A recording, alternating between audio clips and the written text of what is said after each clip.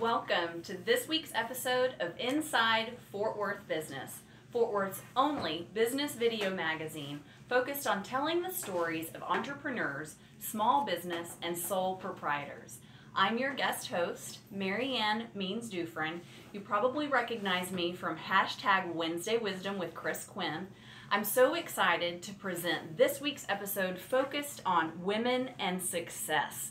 Please remember, hashtag as you're watching, hashtag Women in Success. We're live on Facebook, YouTube, and Twitter. Our fantastic guests today are business owners and decision makers, including Debrobrah Connor, executive with Raw Medic, Natalie Bishop, president of Fort Worth Junior League and co-owner of Three Bishops Jewelry, Rebecca Montes, with Edge Capital Partners and on the board of directors for Texas Wall Street Women, and Brandy Quinn, senior manager of public policy for Blue Zones Project Fort Worth. And I'm excited to welcome our first guest. Good morning, Debrobrah. Hi, Marianne. How are you? I'm great. How are you doing? I'm doing well. Great to see you again. Yes, I'm so excited to hear about all the new things that you have going on. Thank you. Where did your entrepreneurial spirit come from? Oh, that's a great question. My grandmother was an entrepreneur on my father's side, his mother. Yeah. So my other grandparents were always working for themselves, and I think it was a natural fit. I'm creative, and I like to do things and be involved in different facets. I don't think I could ever do just one job. So yes, being an entrepreneur, you wear every hat, so it was a natural fit for me. Absolutely. And you handled transitions like a pro. Thank you. And now you're with Raw Medic. Tell us about that. Well, that's a big difference. Yeah. Owning my own business, transitioning into the corporate world, a lot of changes, a lot positive, some that are a transition for me. It's very diversified what I do. I'm back in the industry I know and I love, which is medical device. That's a relief too, isn't it fun to kind of feel like you're back at home? It is. Yeah. It's a different side now. Now we're into the making of the components. We're a strategic partner. We do the development for international and national accounts. I'm always traveling. You were in Minneapolis this week, right? I was in Minneapolis this week for a medical device show. I'll be in North Carolina next week, and I'll be in Tijuana very soon again. Oh my gosh, and lots of different climates there. Lots of different climates. So when you think about women and success, hashtag women and success, the theme of our show today, what does that mean to you? Well, I think today is the perfect time for women to be as successful as we are. We've had a lot of great people bring us up to the forefronts of the businesses, but we have many opportunities, and we're making as much, if not more. We have more stay-home dads and more working moms. That's right. We can all do all things. We can do all things, and we have a support network that we didn't have 25 years ago. So it's a great time to be a woman in business. Women in business today are different than they were in the past. How so? I think today we're not as competitive with each other. We're more supportive of one another. We're willing and able to share our successes with each other. And this keeps us moving in a forward direction and helps bond us and move forward. So do you think of it kind of as a tribe of women supporting each other? I do. And I think manpower has been great for us as well, because the men have accepted our roles. I don't view us as different, men or women, as far as who we are as individuals in the business sector, but we certainly have our strengths. What are our strengths? I think for women, we care maybe a little more, or we just have that maternal instinct that just shines through. We feel like we have to work harder, at least in my case. I always feel I have to work twice as hard as a man, and we do. We also come home and work, but we also have spouses and support organizations and people within our lives that do help us, but I think we just care and want to succeed harder because it's our time now. So it is our time to take the stage. That's right. What's the most challenging thing about being an entrepreneur? And you're back in sales again, but you're using that entrepreneurial spirit. What's the most challenging thing? The most challenging thing for me is keeping up with my time. I give very little to myself. I work when my customers work, and they work around the world. So I've taken calls late at night, early in the morning. Germany calls at 6. Mexico calls at 9 p.m. So how do you set those boundaries? I just keep my phone by my bed and so by my ear. Is what you're saying. I don't keep my own boundaries, but I do take time once a month and just kind of have a chill out. I also have a daughter in boarding school, so yes, and she's in Colorado. She's a competitive. She's a snowboarder. Oh my gosh, that's awesome. She does. I have to say it correctly. She does half pipe and she does slope style. Yeah, get it right, Mom. Please do not embarrass me. Slope style is like freestyle and skiing, but yes. Okay. Yeah. So. And how do you balance that too? It's hard. I make my priorities. Unfortunately, right now, I make my priorities family and business, and then at the end, sounds fortunate to me. At the end, I come in, but that's all right. Yeah. So what are you going to do then in the coming months as you settle into this role at Raw Medic to start making yourself a priority? Because that's where your energy is going to keep coming from. Well, the holidays are coming on, and it's typical in the medical device industry, in the partnership that we're on the development side, that we'll have a slowdown. I will arrive home from work midnight on Wednesday evening before Thanksgiving, and I have Thanksgiving at my home, so that's great. You're hosting? I'm hosting. Oh my, how many people? 35. Oh my goodness! I hope you're catering. No, I'm not, but that's all right. We'll get it all done. It's Wonder Woman. But I will take time to do what I'm doing with work, but then we'll slow down and have the holidays and enjoy my family. Well, I do challenge you to do something special for yourself over the holidays, because we can't be all work, no play, right? No, that's my challenge. That's right. Well, what's your parting thought for us as you think about younger women who have that entrepreneurial spirit that you have, and knowing how hard you worked over the course of your career? What would you recommend for young women as they're starting out? They know more than we know starting out. I really believe. I think savvier. I do. I think they could teach us a lot more. But overall, be true to yourself. Yeah. Do what you love to do, but you can't always do what you love to do. So be great at what you do, no matter what you feel about it. I think for the millennials, that might be a little bit of a challenge. Sure. Because there are starting jobs that you just have to be your best at. That's true. And really just go for it. And go for it. Yeah. And just always work hard. Be loyal. Stay true. Yeah. Keep learning. That's a lot. That's a mouthful, ladies. If you heard that, there's a whole spectrum of things that Debrobrah can help us with.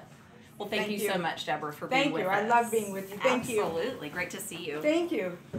What a fantastic lady. We're so lucky to have Debrobrah in Fort Worth, and the transitions she's had in her career and working through that so successfully and gracefully. She's just really a gem. We can't wait to see where she heads. And our next guest is Natalie Martin. She is currently president of Junior League of Fort Worth and also co-owner of 3 Bishops Jewelry. Good morning, Natalie. Good morning. How are you? I'm great. How are you doing? Great, thank you. Good. We're so glad to have you with us. Well, thank you for having me. So tell us, I'm just learning about 3 Bishops Jewelry, and I was actually checking out the website, and you have some gorgeous things. How did that get started? Well, my sisters and I were taking some time off from work because we had children. Yay! And how old are your kids? And so I have a 6th grader, a 4th grader, and a 1st grader. Oh, sweet. So, yes, and so my oldest sister had started designing jewelry. And so her and I were talking, and she said, well, how about we start to sell the jewelry? Oh, I'm like, okay, well, here we go. And was that an instant you just knew you wanted to jump right into that? We took it very slowly. Okay. So it was something that we built up over the years, and she comes from that type of background, and so she had to teach me quite a bit. Did she do the business plan and you brought creative, or how did that work? So she makes all of the jewelry, and so so she is the mastermind behind it all because she knows the business side and the creative side, and so she just trained me as we went along. And what's your favorite part about running that? I just think the independence and the fact that we can work on our own time, we can have time with our family when we need it, and her kids are now in high school. Yeah. And one's about to graduate, and so it gave her and me the opportunity to spend time with our family and make them a priority while still having something for ourselves. That's huge. And you're the baby in your family. I am. How are you the baby in terms of how that shows up in the business? Oh gosh, I love that would be right. That would be a great question for her. So she could probably give us more insight into that. Yes, absolutely. Well, how have you worked to make 3 Bishops successful? Well, I think that so working with your sister sometimes can be amazing and probably challenging too. Yes, challenging too. And so we worked hard to just revisit our goals as we had more time and our kids. My son was 1 whenever it started. And so revisiting our goals, how much time can we really spend? Putting enough pressure on ourselves to be moving forward, but not so much to where it became overwhelming. Absolutely. So thinking about the business practices that you've had to bring while you're balancing everything you do in the community, how have you handled that? Some years better than others, yeah, I have sure. to say. But, well, especially being president of Junior League this year, that's a huge time commitment. Right, absolutely. And it really, my sisters help me so much with that. So they allow me to be able to do more in the community and find that fulfillment. And so it's just kind of looking at how many hours you have in the day and trying to be realistic, even though we all hope we had more hours in the day. Sure. And I've experienced personally having a 10-month-old now that sleep is so critical, and if you can get it due, because then everything else in your whole life is better. Right, absolutely. I need more sleep. That's right. So your role in Three Bishops, what are you bringing to the table month in, month out? Is it helping to expand the business in the territory? Do you have to travel? We travel once a year. We do our board meeting in Tucson, Arizona. Okay. And they have a huge gym show. It basically takes over the whole city. It's absolutely amazing. And so we go, and Jennifer gets so many inspirations. All of us do. And is that when she buys raw materials? Yes. And then make some. And does she make them here? Does she live here or? Yes, she makes it here, and so she hand makes each piece. And so we go out there. She gets her inspiration. We bond as co-workers and sisters and all of that. So we have very busy lives. My other sister is a chef, and so balancing that time together and making sure we're on the same page is great. That's fantastic. So pros and cons of working with family. I know if I were going to work with my family, we'd all have to be in therapy. How do y'all do it? Well, I think that I don't know, just reminding each other that we're all going for the same goal. Yeah. And that we are family. And I think that what is most important is sometimes just to give each other grace. In every aspect, I think that's really important. And that sometimes you just have to sit down and talk about things. Absolutely. It can steamroll if you don't. That's right. Can you think of a time recently that there was a specific situation you really had to give grace on or had to receive grace on? Well, I think whenever I decided to take the presidency of the Junior League, then I really went to her before I took it. Jennifer kind of is the leader of the company.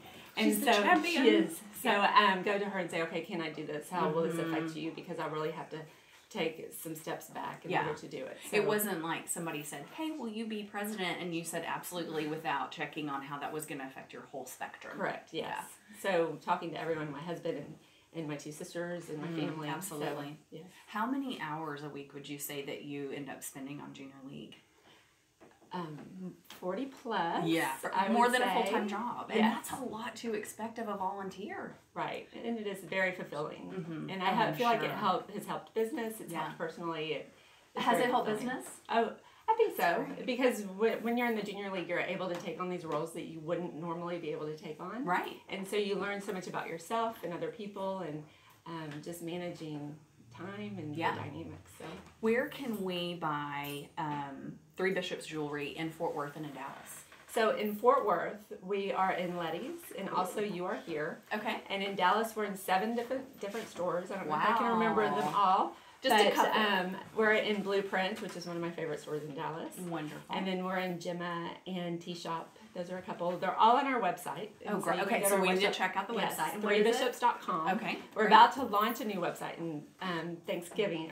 Perfect timing for Black Friday. Yeah, so we're very excited about that. Yeah. We hope it's more user-friendly. Can you buy online, or is it only through retail? Yes, you can buy online. Okay. Perfect. Awesome. Well, thank you so much, Natalie, for being with us. And also, everybody, so we're right now, of course, live on YouTube and on Twitter. So some Twitter questions. How do you define success? What do you think of when thinking of women in success? What do you think of, Natalie, when you think of women in success? Well, I think a lot I can only relate it to myself, and that's a lot of balance. Oh. So you have to balance family, you have to balance time. I don't know. I learn more every day about how to do it. We all do. So. And it's not being perfect. Exactly. Balance does not mean being perfectly balanced. Right. It means being imperfect. Right. Right? Yes. Right there. Yes. We're coming at you both imperfect, Twitter. Right. Thanks so much, Natalie, for being with us. Yeah, absolutely. Wow, what a lady. She is handling so much in the community. And I know you heard that, over 40 hours a week on Junior League, plus family, plus a business. How does she do it all? And she told us balance, being imperfectly perfect. So we will champion that and just be thrilled that she got to spend a few minutes with us today. So our next guest is Rebecca Montes. She is a partner with oh shoot, what's the company? I can't remember, but we're going to go with Board of Directors for Texas Wall Street Women, and then we'll ask Rebecca to remind me of the organization that she's with, and we can talk about that. So Rebecca, remind me of what firm? I'm with Edge Capital Partners. Edge Capital, yes, that's it. Perfect. Okay, good. But we really want to talk about Texas Wall Street Women and the big luncheon. It's the 3rd annual, right? It is, yes. Yeah. Tell us about that and what's the purpose of that luncheon? Yeah, thank you, Marianne. Thank you for having me. Glad to have you. As you mentioned, the Fort Worth Texas Wall Street Women chapter is hosting its 3rd annual fundraiser at the City Club next Thursday, and all of the net profits go toward the Young Women's Leadership Academy here in Fort Worth. Great organization. And we have a great lineup of speakers. The discussion is focused on women, the value that women in business bring. Which is huge. Yes, it is huge, and it's a topic that we think needs more visibility. Sure. And there will also be students from the school in attendance. And that's just one of the ways that we raise money and awareness for the schools. Another way is that we also just launched a charm. Oh. That also benefits. Like a jewelry charm? Yes. Oh, how cool. Yes. I didn't know about that. Yeah, we are raising funds for it. We have not yet released the design. That sounds awesome. So it won't be at the luncheon? It won't be. Okay, but soon. And will sales be online? Yes, they will. Yes. And what's the Texas Wall Street Women website? The website is txwsw.com. There you can find a list of all of our events by city. We have 5-6 chapters, I believe. In Texas? Yes, that's correct. Wonderful. Yes. That's great. Yeah. So you're very involved with STEM. Tell us how you got involved with that and what you see as the impact for girls. Yeah, thank you. So, as you mentioned, the school's curriculum is based on STEM, and which is science, technology, engineering, and math. Okay. Yes. So everybody's clear on that. Yes. Hashtag women in success. That's right. And the reason why Texas Wall Street Women saw a connection with that is that we see a venue to get more women in finance right from, early on, so that they can make a decision then and go to school knowing that they can pursue careers in finance. Sure. I've heard a lot of talk about, people getting that 4-year degree and that not necessarily equating to a good income. Do women who pursue finance typically find a good income starting out, or what is that career path like? I think as in any industry, women are experiencing less of a advantage in terms of financial compensation. Yeah. But, with that said, there are also great avenues to having a comfortable lifestyle in finance. Absolutely. Yeah. Great. Okay, so it's definitely a career path you can progress That's down. Right. Yes. And so do you often see people that are pursuing engineering switch to finance later if there's a compatibility with the numbers? Yeah, that's a really good question. I'm not sure that I've seen that personally, but there's definitely a connection. Opportunity. I mean, math is prevalent definitely in the industry. If you're good at math, you will be successful in finance and engineering. So great point. So Texas Wall Street Women, how is the organization growing, and what role are you taking with them? Great question. Yes. We have been an organization for almost a decade. Oh, wow. We're founded in 2008, and as I mentioned, we have chapters all across Texas, and as of now, I think we have a couple thousand members, and Fantastic. Dallas and Fort Worth are growing. If I were a woman in finance, this would be an organization I would want to jump on and champion, because it helps women have a better voice. Yes, and a great, and just like with this luncheon, it's an opportunity to market the organization right, really talk about the benefits, and get other people in the community engaged that otherwise might not hear about it. You're spot on. Yeah. Our goal is to empower women in finance to tackle their unique challenges and be successful in their own way, while also giving back to the community through the Young Women's Leadership Academy. Love them. Girls Inc. I'm on the board of, and we have a big presence at Young Women's Leadership Academy. So thank you love for them. that. Absolutely. So what do you think are women's biggest challenges in the finance industry? I think the biggest challenge is that it's a male-dominated industry. And still, even after all these years. Right. So getting more women to recognize that there are career paths. It's not just being a stockbroker or a financial advisor. There are dozens of ways to be in the industry. And once we get more women in entry-level jobs, we can, pursue higher level managerial positions and help women grow from within. Right. Is there a focus for financial firms to grow from within and to foster the careers of women? Definitely. At least in my experience, the firms that I've worked for have acknowledged that women and diversity is imperative for the industry to be successful. Awesome. It's been proven actually through research that diversity, not just men and women, but cultural diversity racial, increases investment performance. So wow, that's fantastic. What a great statistic to know and be able to champion as you move into this luncheon this week. Yes, that's great. Right. So remind us, where is the luncheon on Thursday? Yes, the luncheon is on Thursday at 11:30 to about 1 o'clock, and it is at the Plaza Club. The City Club. City Club. At 11:30, and some fantastic panelists. Yes. I will be there along with Quinn. We'll be excited to see everyone. Please join us. Thank you so much for being with us, Rebecca. It was a pleasure to chat with you. Thank you. There's so much fantastic stuff going on in our community, including women like Rebecca Montes really focusing on how to raise up girls and how to highlight all the fantastic things that are happening across our city and in the financial industry. And that entrepreneurial spirit is certainly alive in Rebecca Montes and in Texas Wall Street Women. Our final guest is Brandy Quinn, a good friend of mine, and I keep saying Brandy's title wrong, so I'm going to let her tell us exactly what she does for Blue Zones Project Fort Worth. Brandy and I also have the pleasure of working on a transit project together that we're going to be talking about. Hello, my friend. How are you? Hello. So great to be here with you. So I don't know why I cannot say your title right. What is your title at Blue Zones? It's totally okay. I make it up every day. Okay, good. Senior Manager of Public Affairs. I keep wanting to say public policy. Yeah, well, because that's actually what I do. Okay, so you're doing policy day in, day out. Yes. Okay.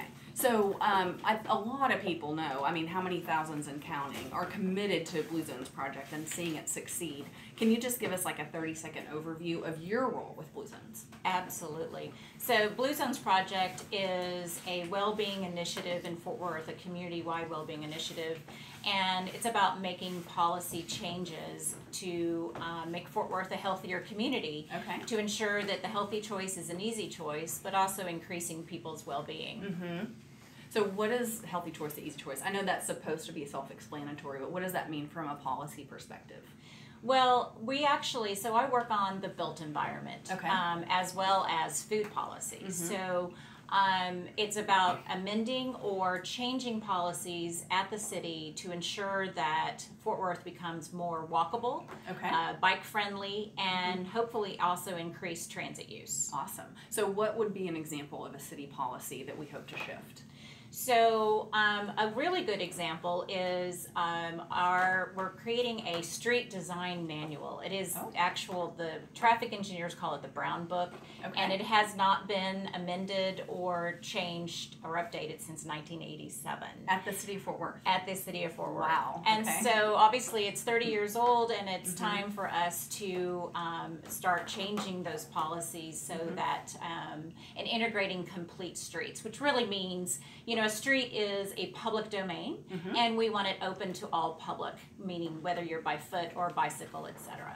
Wow. So this is a pretty big undertaking to be changing policy that's 30 years old. Yes, it is. But we're so excited because city staff, city council, and the mayor are very supportive of this. Wonderful. Yep.